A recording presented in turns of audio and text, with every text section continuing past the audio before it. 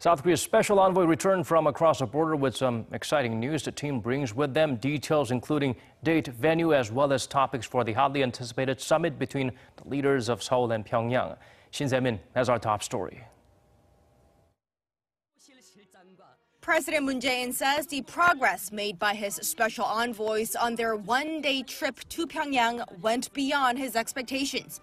They penciled in the next big event between South and North Korea, which will take place over 3 days and 2 nights from September 18th through the 20th in the north, an arrangement that looks a lot like the Pyongyang summits held back in 2000 and 2007.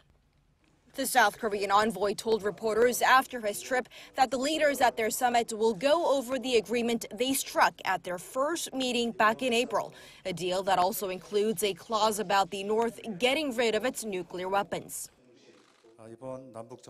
The two Koreas agreed to review the implementation of the Panmunjom Declaration and discuss their future direction. Also, they will draw up practical ways to establish lasting peace and to ensure joint prosperity, especially through the denuclearization of the Korean Peninsula.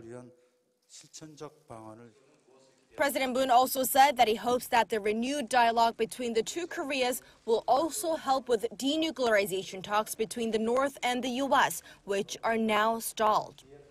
At the summit in 2 weeks, the leaders of the Koreas will also be exchanging views about ways to further reduce military tensions and build mutual trust.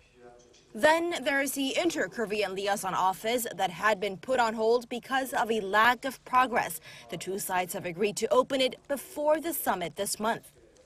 But a disappointing revelation too. The South Korean envoy said it's unlikely that North Korean leader Kim will make his international debut at the UN General Assembly in New York, which would have opened the door to a possible three-way summit with Presidents Moon and Trump.